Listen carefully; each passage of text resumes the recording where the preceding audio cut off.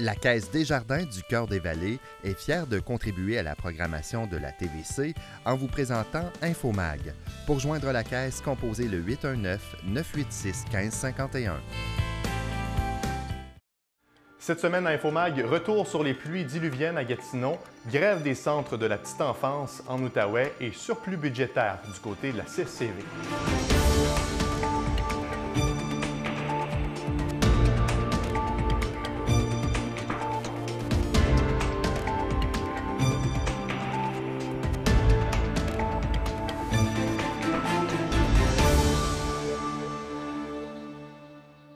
Bonjour à tous, mon nom est Mathieu Daou, je vous souhaite la bienvenue à votre bulletin d'info local Infomag.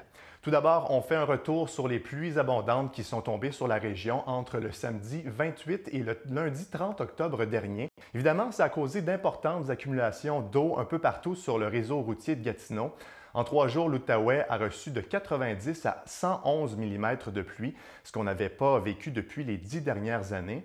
Les équipes de la ville ont été déployées un peu partout afin de débloquer les bouches d'égouts et fermer les rues inaccessibles. C'est surtout le secteur Gatineau qui a été affecté. Je vous laisse entendre là-dessus Jean Boileau du service des communications. Ça a été surtout de pouvoir nettoyer, puiser l'eau, enlever l'eau dans les secteurs où les fossés pouvaient déborder, fermer les rues qui étaient inaccessibles et plus particulièrement le travail pompiers, travaux publics et policiers s'est fait au parc Riviera puisque ce parc de roulotte qui est situé au coin de la véranderie et de l'autoroute 50 dans le secteur Gatineau était scindé en deux puisqu'il y a un ruisseau, il y a un ruisseau qui traverse ce parc et les il y a 375 roulottes qu'on y retrouve. Les citoyens ne pouvaient plus accéder ou du moins sortir de ce parc-là. Alors, la ville de Gatineau, via les travaux publics, on réétablit l'accès en fin de journée. Donc, on a évacué ces gens-là durant la journée. On a ouvert un centre d'hébergement, le centre communautaire Le Baron, pour accueillir les sinistrés. Il y a 95 personnes qui ont été accueillies durant la journée. Et en fin de journée, lundi, le 30 octobre dernier, les citoyens ont pu, grâce au travail de la ville, réintégrer leur résidence. La Ville indique ne pas avoir de problème avec son réseau d'égouts ni avec ses infrastructures. C'est plutôt la quantité importante d'eau reçue dans un court laps de temps qui est en cause. Elle n'a pas été en mesure de nous dire quel est le montant des dommages, mais tient à mentionner cependant que les coûts sont très loin de ressembler à ceux des inondations de mai dernier. Par ailleurs, voici quelques trucs afin de réduire le risque d'accumulation d'eau en cas de pluie diluvienne. Encore une fois, Jean Boileau. Là, c'est clair qu'on est à l'automne, donc il y a beaucoup de feuilles qui viennent soit boucher les couverts d'égout, soit boucher l'écoulement de l'eau, boucher les gouttières. Alors c'est tout simple, c'est de dégager les bouches d'égout qui sont situées à proximité des résidences, si ça n'a pas déjà été fait par nos équipes.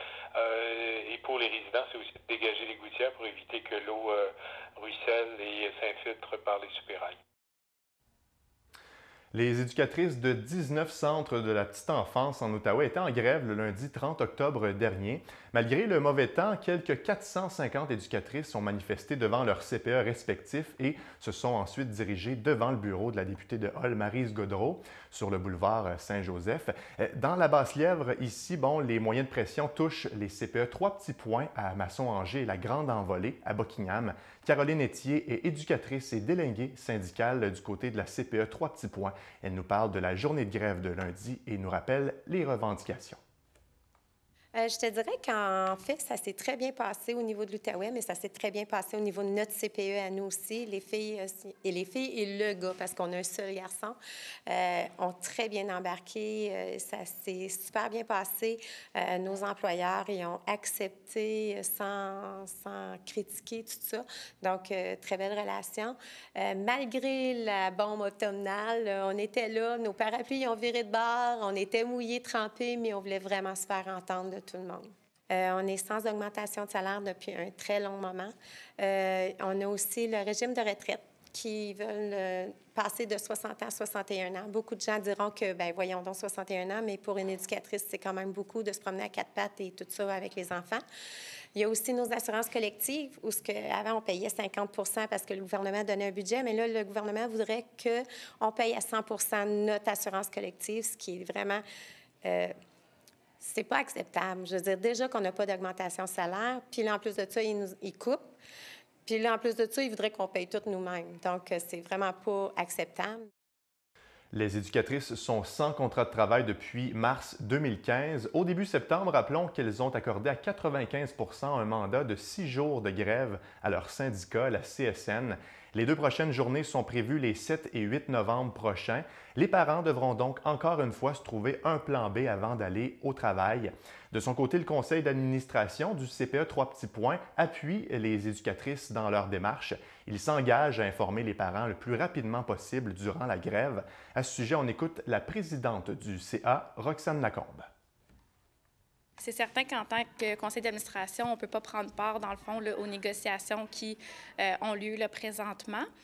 Nous, comme CPE, on les appuie dans le sens qu'ils peuvent s'afficher ici, porter les chandails au niveau des négociations, afficher des affiches pour que les parents puissent être au courant de ce qui se passe avec le ministère.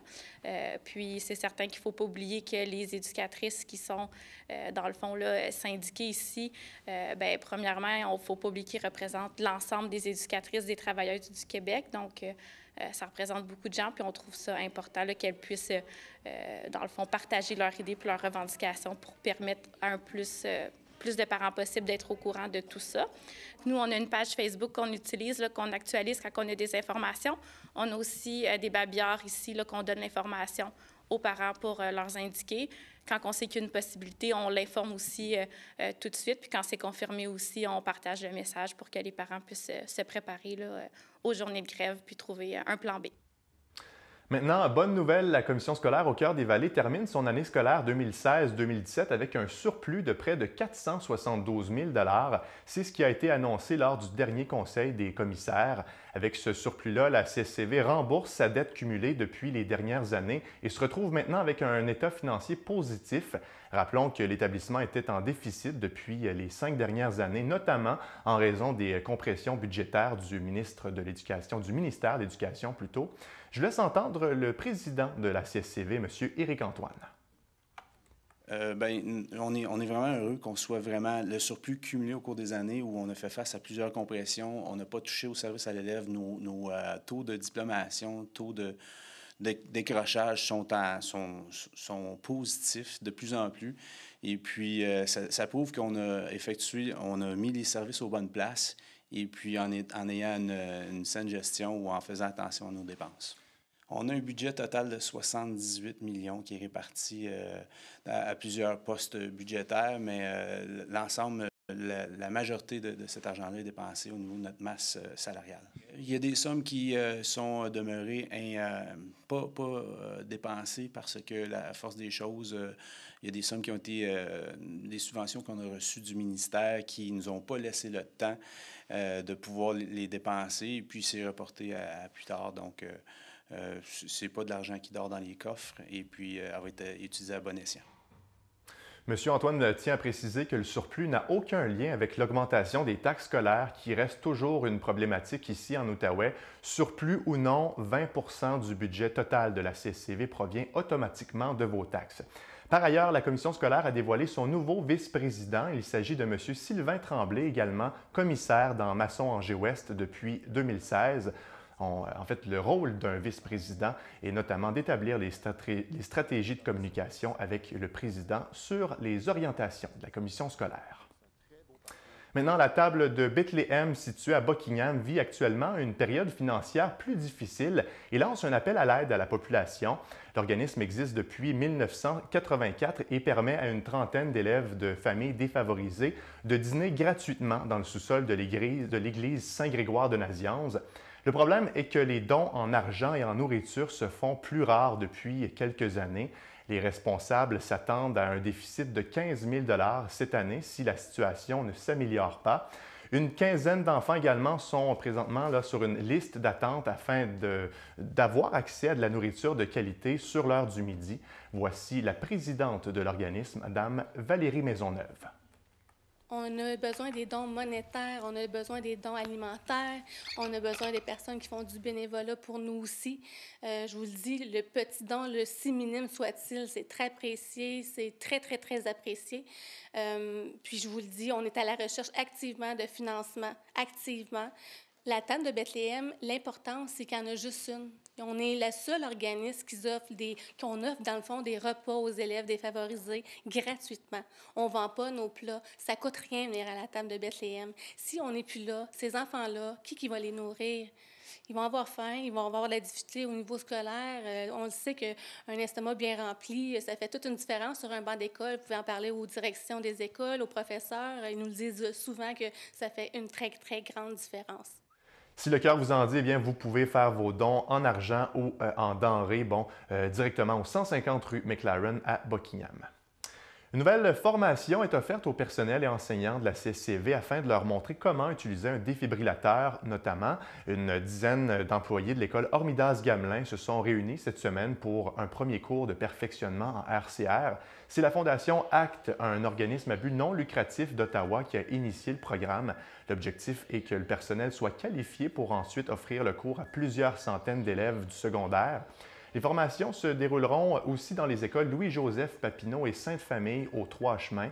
Ici, à Buckingham, 32 mannequins, 4 défibrillateurs de pratique et un vrai défibrillateur ont été offerts à Hormidas-Gamelin par une entreprise de la région. Louise Gauthier est surveillante à ESHG et a participé à la formation. On l'écoute. C'est sûr, c'est du perfectionnement dans le but de former des étudiants au secondaire. Probablement le secondaire 3. De plus, on a un étudiant qui a déjà un défibrillateur, nous, dans l'école. Fait que pour être apte à lui aider si advenant le cas, on n'espère pas, mais ça pourrait arriver.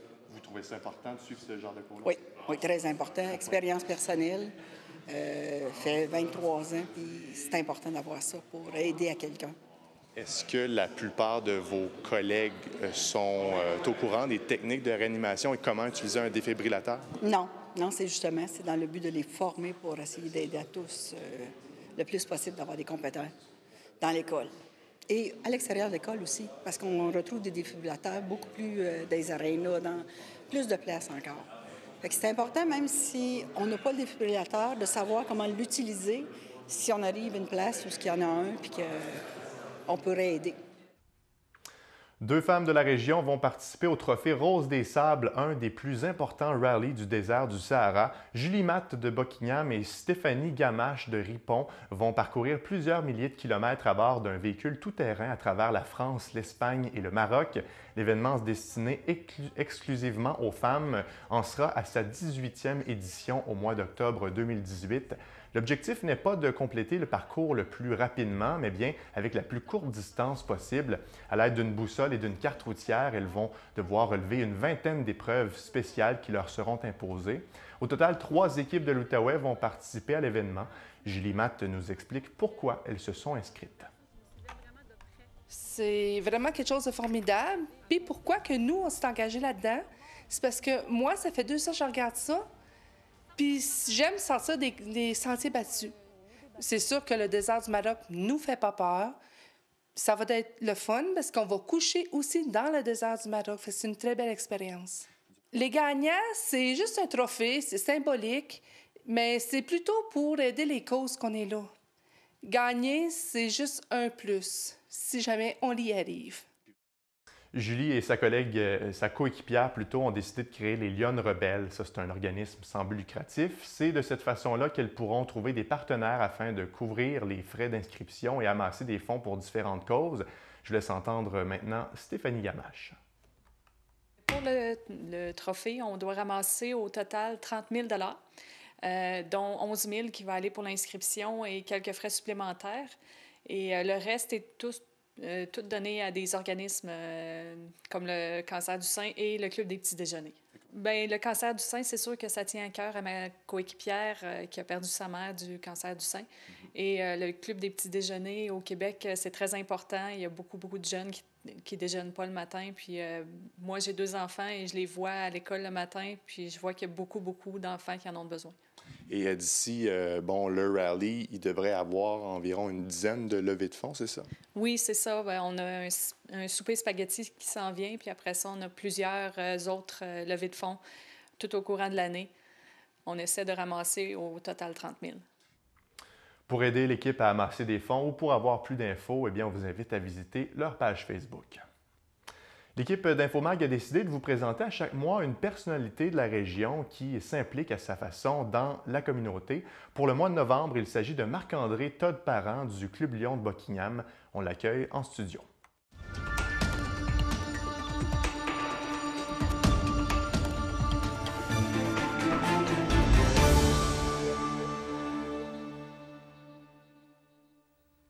Marc-André, je te remercie d'être avec nous aujourd'hui. Bienvenue en studio. Bien, merci à toi, Mathieu, de l'invitation. Ça fait plaisir. Tu es, notre personnalité du mois TVC Basse-Lièvre, ou plutôt Infomag, parce que, tu t'impliques dans la communauté, tu fais partie du Club Lion depuis environ 1 an. Tu es même, au moment où on se parle, le vice-président. Troisième vice-président. Troisième vice-président, parce qu'il y en a 3, en fait, oui, c'est exactement. Parle-nous un peu de ton parcours. Je crois qu'en ce moment, tu travailles dans le domaine des finances, c'est ça? Oui, je suis représentant autonome, conseiller en sécurité financière.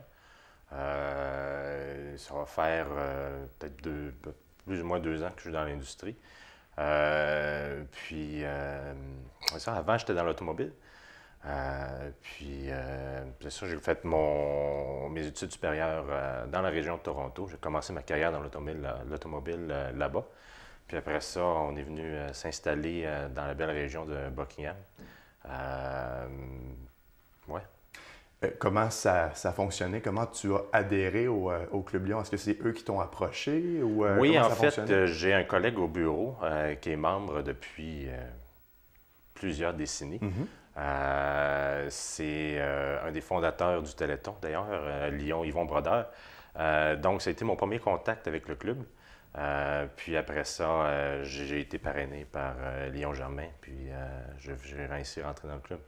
Pour les gens qui nous écoutent à la maison, qui connaissent un peu moins bien le Club Lion de Buckingham, quelle est la raison d'être de l'organisme, la mission première? Il y a les missions premières de Lions International, qui ont toujours été la vision, la perte de vision, puis le diabète. C'est quand même un très gros mouvement, là. Oui, c'est un mouvement international. Ouais. Je n'ai pas les chiffres exactement, c'est quoi le membership là, à l'international, mais c'est un très gros mouvement. Il y a beaucoup de gens qui adhèrent à ça. Oui, exactement. Il y a plusieurs chapitres là, dans tous les pays du monde. Comme je disais, le but de Lions International, c'est vraiment la vision puis le diabète. Mais évidemment, chaque chapitre local ont leur cause qui leur tiennent à cœur. Nous autres, on s'investit beaucoup dans la santé. On investit beaucoup avec la fondation de l'hôpital. Puis au Monarque aussi, qu'on leur donne beaucoup de fonds pour pouvoir permettre éventuellement à se construire. C'est leur projet, idéalement, dans les prochaines années. Il y a vraiment la santé, les plus démunis, évidemment, c'est notre raison numéro 1. On a les paniers de Noël. La grosse majorité de nos fonds qu'on lève vont, ce n'est pas la majorité, mais une bonne partie vont pour les paniers de Noël. C'est une activité qu'on fait chaque année. Puis évidemment, les plus démunis, que ce soit les enfants. On s'investit beaucoup avec les enfants démunis aussi. La table de BTM qui est ici juste à côté. On aura fait un don de 5 000 $ récemment pour nourrir les enfants là, à faible revenu. Qu'est-ce que ça te procure au plan personnel de faire partie de ce club-là? C'est vraiment, j'ai toujours voulu m'impliquer. J'ai grandi, mon père était un membre du Club Rotary dans notre petite ville d'Amos, en Abitibi. J'ai grandi dans cet univers-là. J'ai toujours été élevé à aider mon prochain. Puis c'est simplement ça. Je voulais juste faire ma part dans ma communauté, faire ma part de bien dans ma communauté. Donc, c'est ce qui m'a amené à faire ça. Tu as en ce moment 28 ans, tu es 3e vice-président, tu seras appelé d'ici 3 ans à devenir président du Club Lion, c'est ça? Et tu dis vouloir amener un vent de renouveau à ce club-là, rajeunir un peu. Comment c'est possible de le faire? C'est pas tant de faire un vent de renouveau. On a un très fort membership. On a 55 membres. On est un club qui est très actif. Nos 55 membres sont très actifs. Par contre, la réalité est que c'est sûr que la moyenne d'âge augmente à chaque année. C'est pas un Aujourd'hui, on a un très beau membership. Je suis extrêmement content de partager ma mission avec mes membres Lions que j'ai en ce moment. Mais éventuellement, c'est sûr que la nature des choses va faire qu'il va y avoir des départs qui vont se faire un peu en bulk, si on veut. Fait que c'est vraiment juste s'assurer qu'on a une belle relève pour continuer la pérennité du club. Mais on veut quand même que davantage de gens un peu plus jeunes s'intéressent à ce club-là. C'est-tu un de tes objectifs? C'est pas ce club-là en général, mais on dirait que c'est une réalité qu'il y a dans toutes les clubs, sur les clubs Rotary ou Richelieu. C'est une réalité qui sont vraies, les Chevaliers de Colomb d'ailleurs aussi. C'est une réalité qui est vraie dans des clubs comme ça. C'est vraiment... on ne peut pas appliquer pour rentrer dans un club comme ça. Il faut être invité par un membre. À rentrer dans le club. Puis après ça, il y a un processus de sélection, puis les membres, après ça, sont acceptés ou refusés. Mais généralement, il n'y a pas de difficulté de ce côté-là. Mais dans le fond, c'est vraiment juste que inviter des nouveaux jeunes à rentrer dans le club. J'aimerais qu'on parle rapidement ensemble. Bon, il y a des activités de financement qui s'en viennent au cours des prochaines semaines, des prochains mois. On parlait notamment tantôt du Téléthon, du Club Lion. Peut-être tu peux nous mentionner quelques activités qui s'en viennent? Oui, on a plusieurs activités qui s'en viennent. On va avoir on a 2 premières éditions cette année. On est très excités. Le 22 novembre, c'est un mercredi de 6 à 11 heures le matin au restaurant Le Boc, ici sur l'avenue Lépine. On va avoir notre premier déjeuner du Club Lion. Donc, on invite les gens à venir à déjeuner en grand nombre là, au Boc entre 10 et 11. Les gens, c'est une contribution de minimum de 10 $ pour le déjeuner, mais si on donne une contribution de 20 $ et plus, les gens vont avoir un crédit d'impôt, un reçu d'impôt. Et puis, c'est la première édition. On a très hâte de voir comment ça va fonctionner. On est très confiants. Et puis aussi, juste après le Téléthon, évidemment, qui est le 3 décembre, sur vos ondes d'ailleurs. Merci beaucoup de nous accueillir année après année. Au grand plaisir. C'est pour une bonne cause, il faut le dire. Oui, exactement. Et puis, il y a le 7 décembre, juste un jeudi, on a aussi première édition. C'est un concert qui est orchestré par Claire Pelletier, avec à peu près 80 choristes, ici à l'église à Buckingham.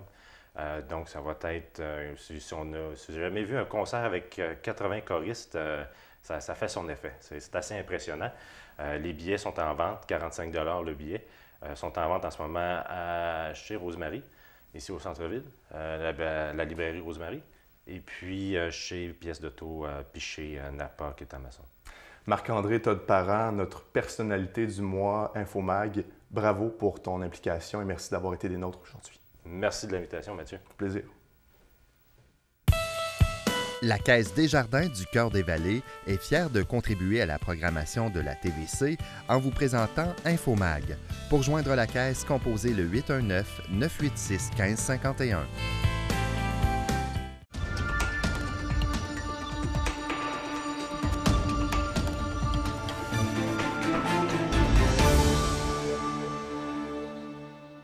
Bonjour François.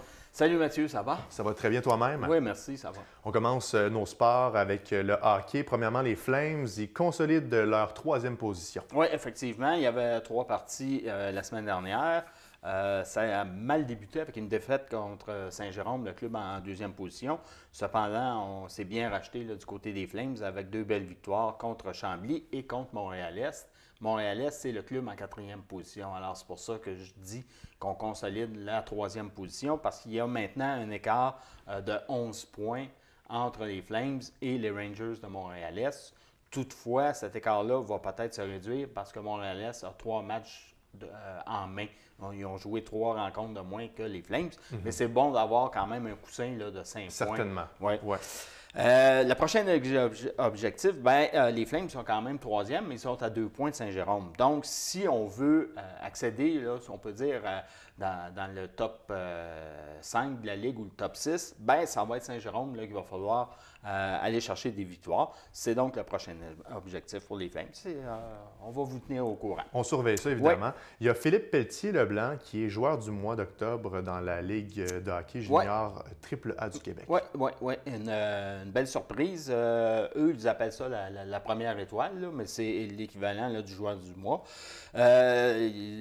Pendant le mois d'octobre, il a amassé 11 buts et 16 mentions d'aide pour 27 points, et le tout en 9 rencontres seulement.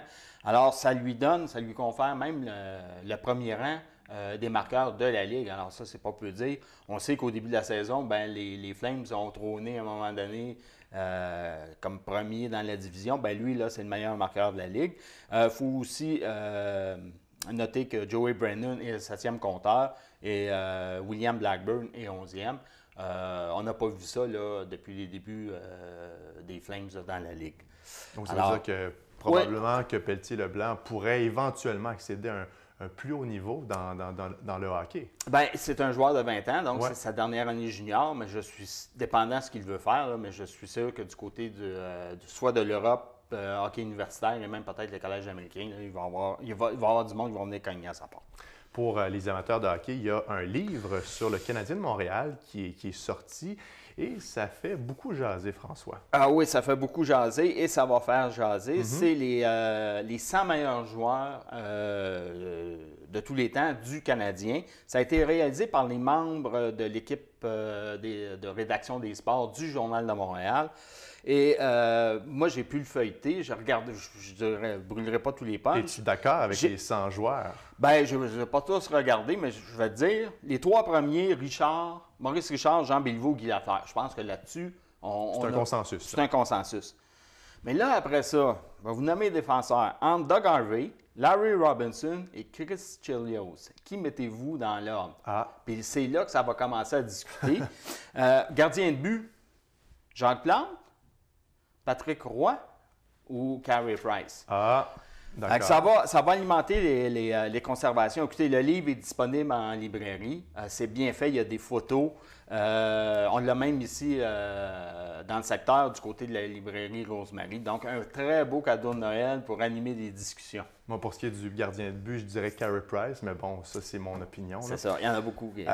À la boxe, Danick Croteau est aussi expéditif à son dernier combat. Oui, ça lui a pris une round. C'était contre le Mexicain Raúl Correa. Et ça s'est déroulé la semaine dernière là, au gala de boxe du Casino du Lac-Limay. Premier round, son dernier combat, ça avait été 104 secondes.